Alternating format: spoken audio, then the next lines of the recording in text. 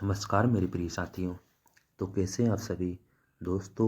आज हम आपके लिए लेकर आए हैं दिल्ली पुलिस 2017 के 5 दिसंबर साथियों, कब के 5 दिसंबर 2017 के मोस्ट आईएमपी मिक्स 50 क्वेश्चन का सेशन साथियों इससे पहले हम लोग 2020 के सारे के सारे सेशन के क्वेश्चन कंप्लीट कर चुके हैं साथियों। वो आप जाके हमारे प्लेलिस्ट में चेक कर सकते हो, जिसमें हम लोग हर शिफ्ट के हर सेशन के 50-50 क्वेश्चन के की वीडियो लेकर आए हैं। जो हमारी प्लेलिस्ट में हमने अलग प्लेलिस्ट बना दी है, उसमें जाके आप अपनी तैयारी को बेहतर कर सकते हो साथियों अगर आप भी चाहते हो कि दिल्ली पुलिस में सिलेक्शन लेना, दिल्ली पुलिस में जॉब करना, तो सारे सेशन को कंप्लीट वॉच कीजिए। साथ ही हर एक क्वेश्चन को ध्यान से अटेम्प्ट कीजिए, क्योंकि साथियों आपका एक क्वेश्चन गलत आपको हजारों विद्यार्थियों से बाहर कर सकता है, आपको मेरिट लिस्ट से बाहर भी कर सकता है साथियों। तो आइए शुरू करते हैं हम लोग आज का सेशन। इसी के साथ अगर आप चैनल पर नए हो तो चैनल को सब्सक्राइब कर लीजिए, वीडियो को लाइक कीजिए और दोस्तों के साथ शेयर कीजिए और एक अच्छा सा कमेंट्स कीजिए साथियों हमारा पहला क्वेश्चन रहेगा 36 क्वेश्चन से, क्योंकि इससे पहले इन्होंने मैथ के क्वेश्चन दिए हैं। तो साथियों हमारा पहला क्वेश्चन है कि निम्नलिखित में से कौन अल्प अधिकार की परिभाषा के सबसे करीब है साथियों। तो आपको 4 ऑप्शन दिए रहे हैं: सिगरेट उद्योग, नाई की दुकान, बिल्डिंग की दुकान, गेहूं उगाने वाले किसान। तो आपको इसका राइट आंसर बताना है साथियों। क्या पूछा था? निम्नलिखित में से कौन अल्प अधिकार यानी अल्पाधिकार की परिभाषा के सबसे करीब है साथियों। तो आपका राइट आंसर हो जाएगा ऑप्शन नंबर फर्स्ट, यानी सिगरेट उद्योग। जो हमारा सिगरेट उद्योग होता है, ये हमारा अल्प अधिकार की परिभाषा के सबसे करीब है साथियों। क्वेश्चन नंबर नेक्स्ट पूछा गया था 2017 में कि पूर्ण प्रतियोगिता की आवश्यक शर्तों में से एक है, यानी कि पूर्ण प्रतियोगिता की आवश्यक शर्तों में से एक क्या है। ऑप्शन नंबर फर्स्ट है उत्पाद में भिन्नता। ऑप्शन नंबर सेकंड है एक समय के समान उत्पादों के लिए कीमतों की बहुलता। ऑप्शन नंबर नेक्स्ट है हमारा कई विक्रेताओं और कुछ खरीदार। ऑप्शन नंबर लास्ट है हमारा एक ही समय में समान चीज़ों के लिए समान मूल्य। तो बताना है आपको चारों में से राइट आंसर कौन सा होगा। तो इसका राइट आंसर है हमारा साथियों ऑप्शन नंबर 4, यानी कि पूर्ण प्रतियोगिता ये हमारी एक ही समय में समान चीज़ों के लिए समान मूल्य कहलाता है साथियों। ठीक है साथियों, देखते हैं क्वेश्चन नंबर नेक्स्ट।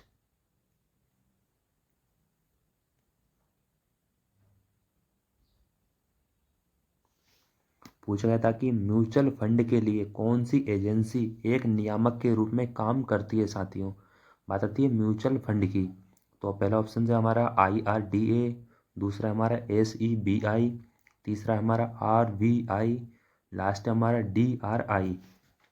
तो साथियों बताइए आपका राइट आंसर कौन सा हो जाएगा।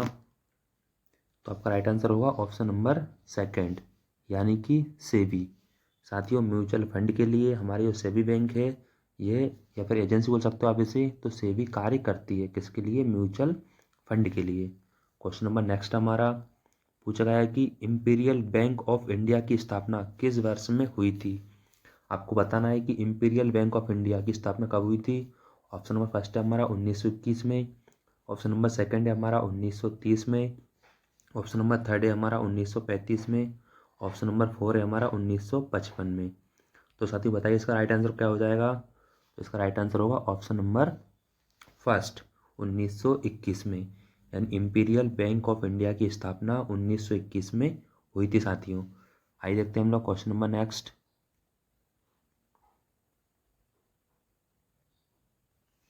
पूछा गया था कि निम्नलिखित में से कौन सा विधायिका का काम नहीं है साथियों। आपको यहाँ से देखना है कि नहीं है, यहाँ पे बंदे सबसे ज़्यादा कंफ्यूज हो जाते हैं। तो पहला है हमारा कानून बनाना, दूसरा है हमारा बजट, तीसरा हमारा बजट पारित करना, चौथा है हमारा कार्यपालिका पर नियंत्रण करना। तो बताइए आपका विधायिका का काम नहीं है साथियों, चारों में से आपका राइट आंसर कौन सा होगा। तो आपका राइट आंसर होगा ऑप्शन नंबर सेकंड, यानी कि बजट। बजट विधायिका का काम नहीं होता है, लेकिन कानून बनाना, बजट पारित करना, कार्यपालिका पर नियंत्रण करना, ये हमारी विधायिका का कार्य होता है साथियों। क्वेश्चन नंबर नेक्स्ट हमारा पूछा गया है कि सामाजिक अनुबंध सिद्धांत के प्रणेता कौन है। तो आपको इसका राइट आंसर बताना है कि इसके प्रणेता कौन है साथियों। यानी कि आपका ऑप्शन नंबर फर्स्ट है कि साथियों हॉब्स, दूसरा है लोके, तीसरा है रूसो, चौथा है सभी विकल्प सही है साथियों। तो सामाजिक अनुबंध सिद्धांत के प्रणेता कौन है साथियों? ऑप्शन नंबर 4, यानी कि ये सभी हैं, हॉब्स, लोके और Rousseau. Question number next.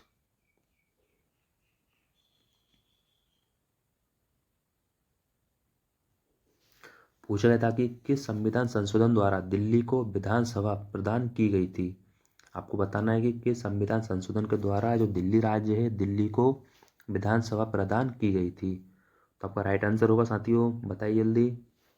Option number second, यानी 69वां संशोधन, यानी 69वें संशोधन के द्वारा दिल्ली को विधानसभा प्रदान की गई थी साथियों। क्वेश्चन नंबर नेक्स्ट हमारा, अनुच्छेद 368 खाली स्थान से संबंधित है। यानी कि आपको बताना है कि अनुच्छेद जो 368 है यह किससे संबंधित है साथियों। तो आपका पहला ऑप्शन हो जाएगा आपातकाल की घोषणा, दूसरा आपका हो जाएगा विशेष परिस्थितियों में मौलिक अधिकारों का निलंबन, तीसरा क्वेश्चन आपका हो जाएगा न्यायपालिका द्वारा लिखित जारी करने की शक्ति, चौथा हो जाएगा आपका संविधान संशोधन के लिए संसद की शक्ति। तो बताइए साथियों आपका राइट आंसर क्या हो जाएगा। तुम्हारा राइट आंसर होगा ऑप्शन नंबर 4, यानी कि अनुच्छेद 368 संविधान संशोधन के लिए संसद की शक्ति से संबंधित है। Question number next.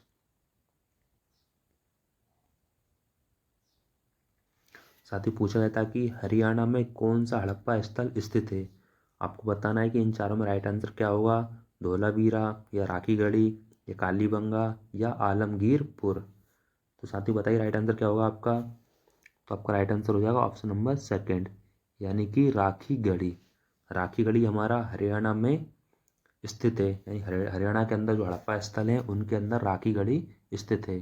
Question number next हमारा, पूछा गया था कि दिल्ली के हौज खास इलाके में चोर मीनार का निर्माण खालिस्तान द्वारा किया गया था। आपको बताना है साथियों किन्होंने किया था, अलाउद्दीन खिलजी ने, औरंगजेब ने, फिरोज शाह तुगलक ने या फिर अकबर ने। तो बताइए साथियों आपका राइट आंसर हो जाएगा ऑप्शन नंबर फर्स्ट, यानी अलाउद्दीन खिलजी ने। जो दिल्ली के हौज इलाके में चोर मीनार का निर्माण है वो किसने कराया था, अलाउद्दीन खिलजी ने साथियों। Question number next.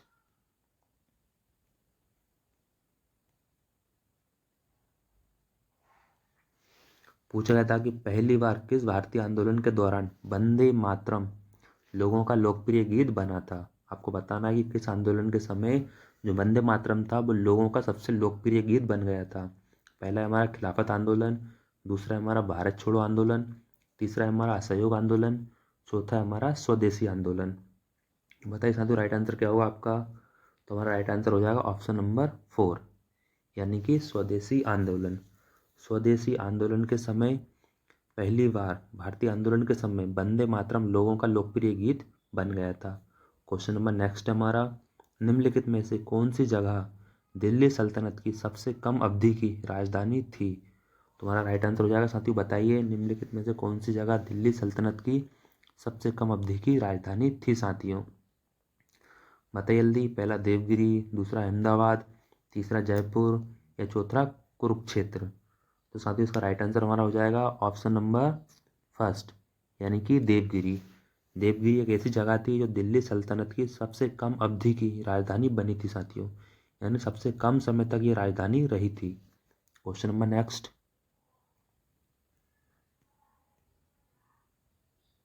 पूछा गया था कि 2.5 दिन का झोपड़ा किस राज्य में स्थित है।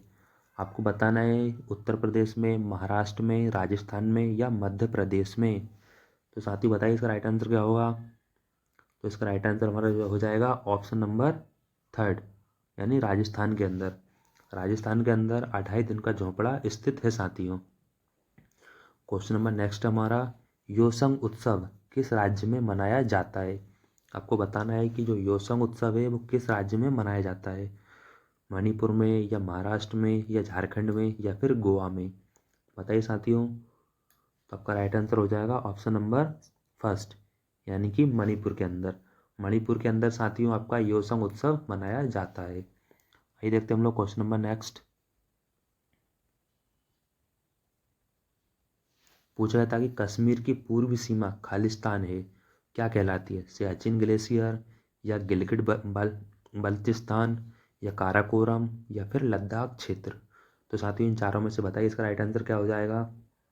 तो आपका राइट आंसर होगा ऑप्शन नंबर 4, यानी कि लद्दाख क्षेत्र। जो कश्मीर की पूर्वी सीमा है वो क्या कहलाती है, लद्दाख क्षेत्र कहलाती है। क्वेश्चन नंबर नेक्स्ट है हमारा, जलपाईगुड़ी खालिस्तान नदी के किनारे पर स्थित है। आपको बताना है साथियों, जलपाईगुड़ी गंगा नदी के किनारे है या यमुना नदी के किनारे है या तीस्ता नदी के किनारे है या फिर हमारा ब्रह्मपुत्र नदी के किनारे स्थित है साथियों। तो आपका राइट आंसर हो जाएगा ऑप्शन नंबर थर्ड, यानी तीस्ता नदी के किनारे। जलपाईगुड़ी जो है वो तीस्ता नदी के किनारे स्थित है साथियों। क्वेश्चन नंबर नेक्स्ट, पूछा जाता है कि कौन सी भौगोलिक विशेषता सिंधु और गंगा नदी के घाटियों के बीच एक जल विभाजन के रूप में कार्य करती है। पहली अरावली चोटी, दूसरा है शिवालिक की पहाड़ियाँ, तीसरा है विंध्य पर्वतमाला, चौथा है कोई विकल्प सही नहीं है। तो बताइए साथियों राइट आंसर क्या हो जाएगा आपका। तो इसका राइट आंसर होगा हमारा ऑप्शन नंबर फर्स्ट, यानी कि अरावली चोटी। जो अरावली चोटी है वो सिंधु और गंगा नदी की घाटियों के बीच एक जल विभाजन के रूप में कार्य करती है। क्वेश्चन नंबर नेक्स्ट है हमारा, भारत का एकमात्र सक्रिय ज्वालामुखी बेरन द्वीप कहाँ पर स्थित है। आपको बताना है साथियों कि भारत का एकमात्र सक्रिय ज्वालामुखी कौन सा द्वीप, बेरन द्वीप कहाँ पर स्थित है। अंडमान द्वीप समूह में, निकोबार द्वीप समूह में, लक्षद्वीप में या फिर मिनिकॉय में। बताइए साथियों राइट आंसर क्या होगा आपका इसका। तो इसका राइट आंसर होगा ऑप्शन नंबर फर्स्ट, यानी अंडमान द्वीप समूह। यानी भारत का एकमात्र सक्रिय सक्रिय ज्वालामुखी बेरन द्वीप कहाँ पर स्थित है, अंडमान द्वीप समूह में स्थित है साथियों। क्वेश्चन नंबर नेक्स्ट,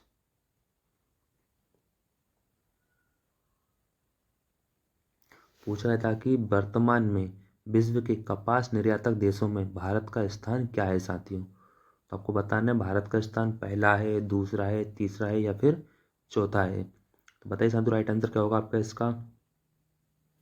तो इसका राइट आंसर होगा ऑप्शन नंबर सेकंड, यानी कि दूसरा। वर्तमान में विश्व के कपास में भारत का दूसरा स्थान है। क्वेश्चन नंबर नेक्स्ट हमारा, पूछा गया था कि भारत का कौन सा क्षेत्र पूर्वोत्तर मानसून से अपनी अधिकांश वर्षा प्राप्त करता है। तो ऑप्शन नंबर फर्स्ट है केरल, ऑप्शन नंबर सेकंड है मराठवाड़ा, ऑप्शन नंबर थर्ड है गंगाई पश्चिम बंगाल, ऑप्शन नंबर फोर है कोरोमंडल और रायलसीमा। तो बताइए साथियों इसका राइट आंसर क्या हो जाएगा, क्या होगा। तो आपका राइट आंसर होगा ऑप्शन नंबर फोर, यानी कि कोरोमंडल और रायलसीमा। यानी भारत का जो कोरोमंडल और रायलसीमा क्षेत्र है जो पूर्वोत्तर मानसून से अपनी अधिकांश वर्षा प्राप्त करता है साथियों। आइए देखते हैं हम लोग क्वेश्चन नंबर नेक्स्ट।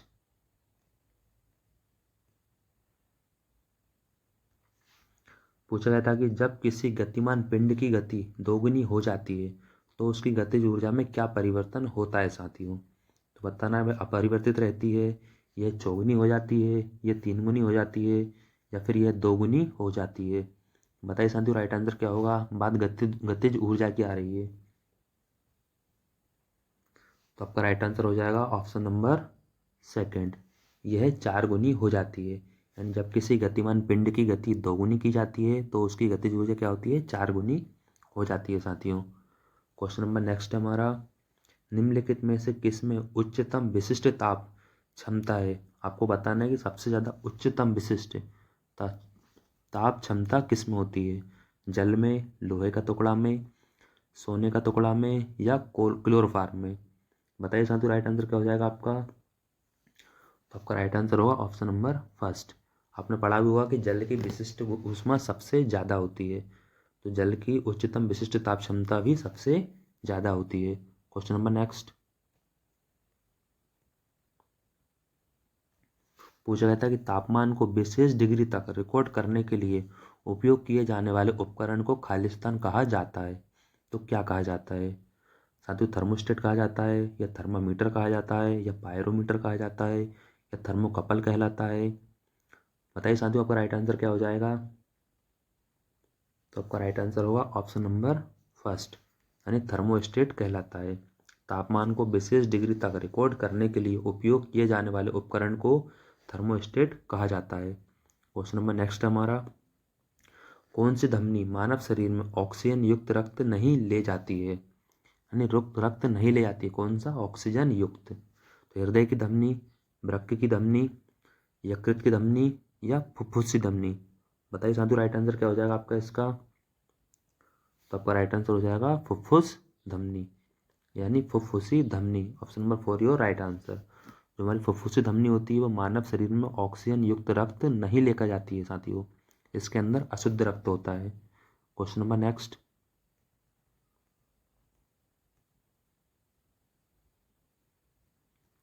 साथियों बताना है आपको कि मानव नाखून खाली स्थान से बने होते हैं।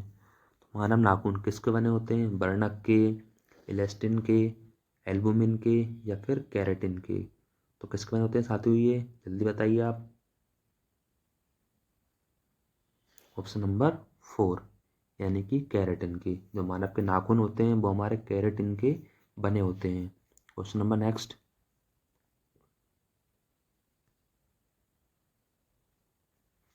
पूछा गया था कि हरे पालक में भरपूर मात्रा में खालिस्तान होता है, तो क्या होता है? Vitamin A, vitamin B, vitamin C या सभी विकल्प सही है साथियों। बताइए इसका राइट आंसर क्या होगा? यानी हरे पालक के अंदर सबसे ज़्यादा भरपूर मात्रा में क्या पाया जाता है? तो क्या पाया जाता है? ऑप्शन नंबर 4 सही, सभी विकल्प सही है। यानी हरे पालक के अंदर vitamin A, vitamin B, vitamin C, साथ ही लोहा तत्व भी भरपूर मात्रा में पाया जाता है। क्वेश्चन नंबर नेक्स्ट हमारा, एलपीजी के घटक कौन से हाइड्रोकार्बन होते हैं?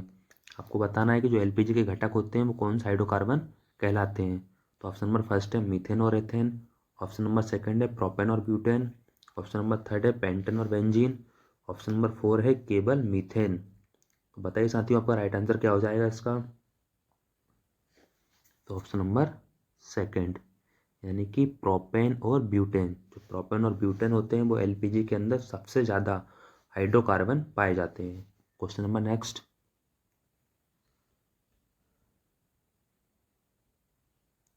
पूछा गया था कि निम्नलिखित में से कौन सा एक मैंग्रोव वनस्पति है। तो आपको बताना है कि मैंग्रोव वनस्पति कौन सी पाई जाती है। ऑप्शन नंबर फर्स्ट है स्प्रूस, ऑप्शन नंबर सेकंड है मॉस, ऑप्शन नंबर थर्ड है राइजोफोरा, ऑप्शन नंबर 4 है साइप्रस।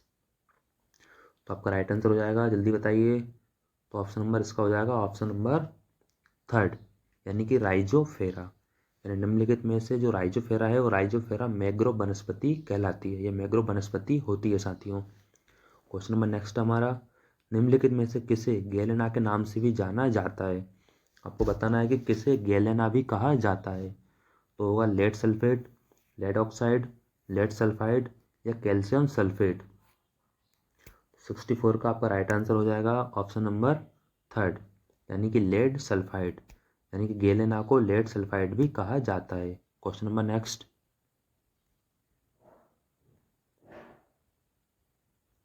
पूछा गया था कि वायु गुणवत्ता सूचकांक खालिस्तान है, यानी वायु गुणवत्ता सूचकांक क्या कहलाता है? एक वायु प्रदूषक मापने का यंत्र कहलाता है, या वायु की गुणवत्ता दिखाने के लिए एक मापने का पैमाना कहलाता है, या आर्द्रता के स्तर को मापने का यंत्र कहलाता है, या फिर ये वर्षा के पूर्वानुमान का यंत्र कहलाता है। तो साथ ही इसका राइट आंसर हो जाएगा हमारा ऑप्शन नंबर सेकंड यानी कि वायु की गुणवत्ता दिखाने के लिए एक मापने का पैमाना क्या कहलाता है? वायु गुणवत्ता सूचकांक कहलाता है। क्वेश्चन नंबर नेक्स्ट है हमारा,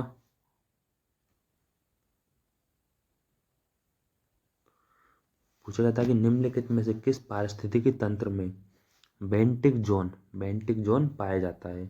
पहला है टुंडा पारिस्थितिकी तंत्र, दूसरा है वन पारिस्थितिकी तंत्र, तीसरा है जल पारिस्थितिकी तंत्र, चौथा है रेगिस्तान पारिस्थितिकी तंत्र। तो सर इसका राइट आंसर हो जाएगा हमारा ऑप्शन नंबर थर्ड यानी कि जल पारिस्थितिकी तंत्र। जो जल पारिस्थितिकी तंत्र होता है वो पारिस्थितिकी तंत्र में बेंटिक जोन पाया जाता है। Question number next.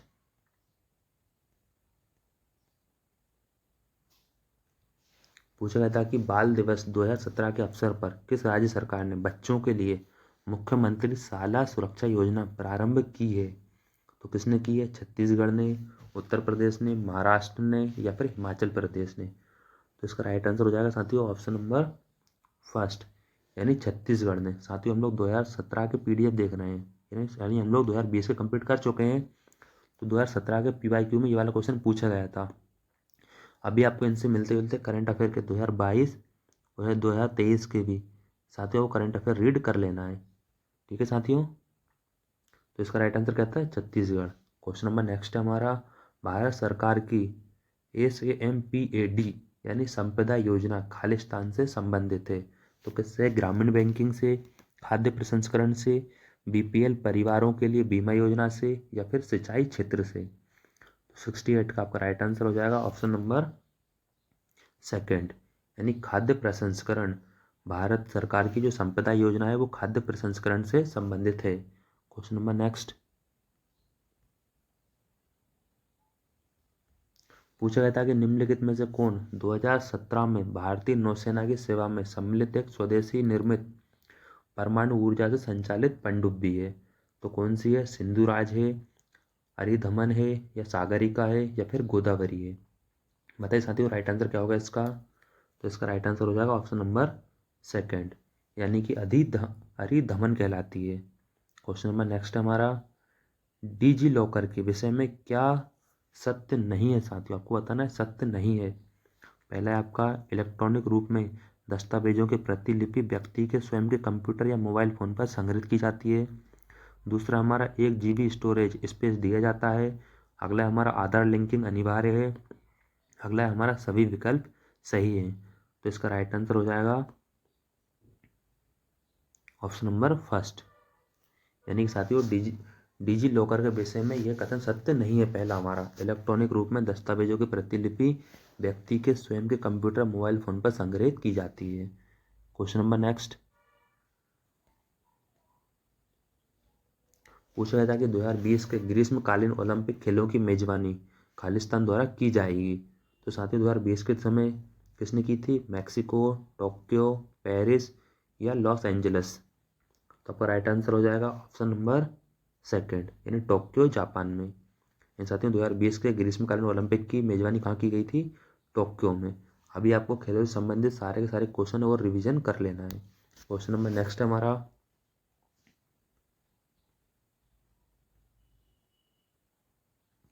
आपको बताना है कि अंडर-17 फीफा विश्व कप 2017 कहाँ आयोजित किया गया था? साथियों 2017 में कहाँ किया गया था? ब्राज़ील, इंग्लैंड, भारत, या फिर स्पेन में? तो आपका राइट आंसर हो जाएगा ऑप्शन नंबर थर्ड, यानी कि भारत में। अभी साथियों आपको करंट के 2023 के भी, तो कौन सा वर्ल्ड कप, कौन सा फीफा कप कहाँ पे आयोजित किया गया है, ये आपको साथ में याद कर लेना है। क्वेश्चन नंबर नेक्स्ट,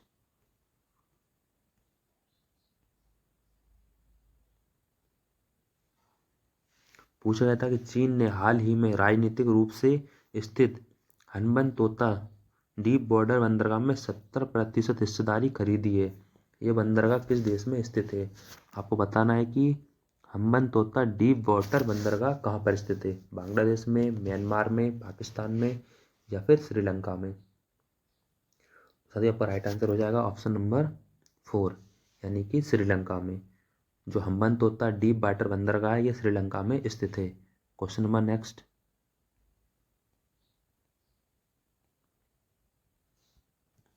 पूछा गया था कि नेपाल और भूटान ने हाल ही में भारत की डिजिटल भुगतान सेवाओं का उपयोग करने के लिए सहयोग की मांग करने वाली निम्नलिखित संस्थाओं में से किससे संपर्क किया है? सेबी से, केंद्रीय वित्त मंत्रालय से, NPCI से, या फिर UIDAI से? बताइए राइट आंसर क्या होगा इसका?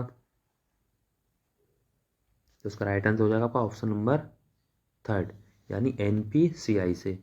जो नेपाल और भूटान ने हाल ही में भारत की डिजिटल भुगतान सेवाओं का भुगतान करने के लिए सहयोग की मांग करने वाली NPCI संस्था से संपर्क किया है। क्वेश्चन नंबर नेक्स्ट हमारा 47वीं यानी 47वें भारतीय अंतर्राष्ट्रीय फिल्म महोत्सव फीफा यानी IFFI में किस फिल्म ने प्रतिष्ठित गोल्डन पीकॉक अवार्ड जीता था? तो आपको बताना है द थ्रोन ने, डॉटर ने, मेलोमड ने, या फिर राउफ ने? तो आपका राइट आंसर हो जाएगा इसका ऑप्शन नंबर सेकंड, यानी कि डॉटर ने। यानी साथियों डॉटर नाम की फिल्म ने 47वें भारतीय अंतर्राष्ट्रीय फिल्म महोत्सव IFFI में प्रतिष्ठित गोल्ड पीकॉक अवार्ड जीता था। क्वेश्चन नंबर नेक्स्ट,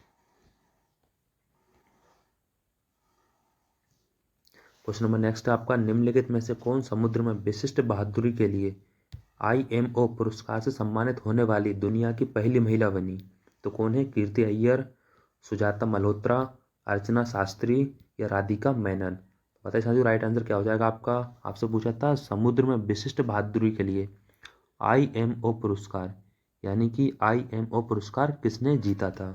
तो आपका राइट आंसर हो जाएगा इसका साथियों ऑप्शन नंबर 4, यानी कि राधिका मेनन ने। राधिका मेनन ने समुद्र में विशिष्ट बहादुरी के लिए IMO पुरस्कार जीता था। क्वेश्चन नंबर नेक्स्ट हमारा, भारत सरकार का GEM पोर्टल खालिस्तान से संबंधित है। तो किससे संबंधित है ये? टेली मेडिसिन से, दूरस्थ शिक्षा से, या सार्वजनिक खरीद से, या फिर आधार आधारित डिजिटल हस्ताक्षर से? बताइए साथियों राइट आंसर क्या होगा आपका इसका? तो आपका राइट आंसर हो जाएगा ऑप्शन नंबर 3, यानी कि सार्वजनिक खरीद से। भारत सरकार का GEM पोर्टल सार्वजनिक खरीद से संबंधित है। क्वेश्चन नंबर नेक्स्ट, पूछा गया था कि मुद्रा बैंक का कार्य क्या है जिसे हाल ही में भारत सरकार द्वारा स्थापित किया गया था?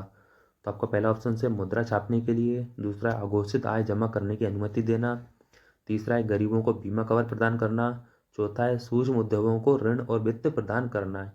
तो बताइए साथियों राइट आंसर क्या होगा आपका इसका? तुम्हारा राइट आंसर हो जाएगा ऑप्शन नंबर 4, यानी कि मुद्रा बैंक का कार्य है जिसे हाल ही में भारत सरकार द्वारा स्थापित किया गया था। क्या कार्य है? सूक्ष्म उद्यमों को ऋण और वित्त प्रदान करना। क्वेश्चन नंबर नेक्स्ट, पूछा गया था कि भारत और बांग्लादेश के बीच किस नदी के जल को साझा करने को लेकर विवाद है साथियों? तो कौन सी? कोसी नदी, ब्रह्मपुत्र नदी, तीस्ता नदी, या बागमती? बताइए साथियों राइट आंसर क्या होगा आपका? तो ऑप्शन नंबर आपका राइट आंसर हो जाएगा ऑप्शन नंबर 3, यानी कि तीस्ता नदी। भारत और बांग्लादेश के बीच स्थित तीस्ता नदी को लेकर साजिश के जल को साझा करने के लिए विवाद चल रहा है साथियों। क्वेश्चन नंबर नेक्स्ट है हमारा, रियो शिखर सम्मेलन खालिस्तान के साथ जुड़ा हुआ है। तो किसके साथ जुड़ा हुआ है ये? आर्द्र भूमि, या ओजोन रिक्तीकरण, या ग्रीन हाउस गैसों के लिए, या फिर जैव विविधता सम्मेलन के लिए? तो इसका राइट आंसर हो जाएगा आपका ऑप्शन नंबर 4, यानी कि जैव विविधता सम्मेलन के लिए। रियो शिखर सम्मेलन जैव विविधता सम्मेलन के लिए जुड़ा हुआ है साथियों। क्वेश्चन नंबर नेक्स्ट,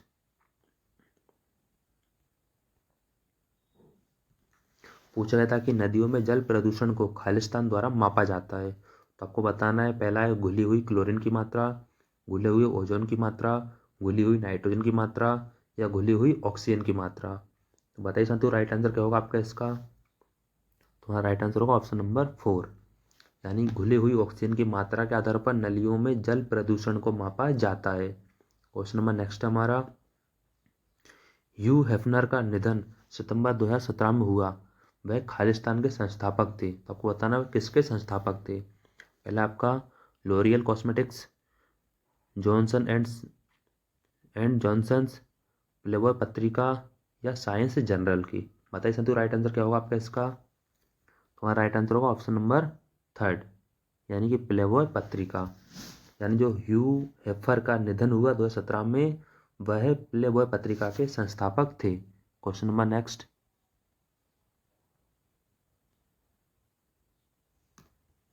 पूछा गया था कि भारत के राष्ट्रपति बनने से पहले रामनाथ कोविंद किस राज्य के राज्यपाल थे? मोस्ट IMP क्वेश्चन है साथियों आपका। राजस्थान के, बिहार के, मध्य प्रदेश के, या उत्तर प्रदेश के? बताइए इसका राइट आंसर क्या होगा आपका? तो इसका राइट आंसर हो जाएगा ऑप्शन नंबर 2, यानी बिहार के। भारत के राष्ट्रपति बनने से पहले रामनाथ कोविंद बिहार के राज्यपाल थे। क्वेश्चन नंबर नेक्स्ट, पूछा गया था कि निम्नलिखित में से कौन सा शहर भारत का पहला खुले में शौच से मुक्त शहर बन गया है? इंदौर, विशाखापट्टनम, मैसूर, या फिर अमृतसर? तो साथियों राइट आंसर हो जाएगा आपका इसका, जल्दी बताइए। ऑप्शन नंबर 3, यानी कि मैसूर। जो मैसूर राज्य है, जो मैसूर शहर है, वो भारत का पहला खुले में शौच से मुक्त शहर बन गया है। क्वेश्चन नंबर नेक्स्ट है हमारा, तो पूछा गया था कि कौन सा राज्य टाइगर कॉरिडोर लिंकिंग के पार एक नहर पर पर्यावरण अनुकूल पुल विकसित करेगा? तो पहला हमारा तेलंगाना, आंध्र प्रदेश, मध्य प्रदेश, या फिर असम? तो बताइए इसका राइट आंसर क्या होगा? तुम्हारा राइट आंसर हो जाएगा ऑप्शन नंबर 1, यानी तेलंगाना। जो तेलंगाना राज्य है वो टाइगर कॉरिडोर लिंकिंग के पार एक नहर पर पर्यावरण अनुकूल पुल विकसित करेगा साथियों। तो साथियों हमारे 50 क्वेश्चन कंप्लीट हो गए हैं साथियों। कैसा रहा आज का सेशन प्लीज़ कमेंट्स करके बताइए। साथ ही लास्ट तक बने रहने के लिए आपका बहुत बहुत धन्यवाद। साथियों, अगर आप अपनी तैयारी को बेहतर बनाना चाहते हो तो हमारे प्ले लिस्ट में जाकर आप 2020 के सारे फर्स्ट सेकंड थर्ड तीनों शिफ्ट के क्वेश्चन रीड कर सकते हो और अपनी तैयारी को बेहतर कर सकते हो साथियों। इसी के साथ ही अगर आप चैनल पर नए हो तो चैनल को सब्सक्राइब कर लीजिए, वीडियो को लाइक कीजिए, दोस्तों के साथ शेयर कीजिए और एक अच्छा सा कमेंट्स कीजिए। ठीक है साथियों, मिलते हैं अगले सेशन में। Thank you so much, thanks for watching.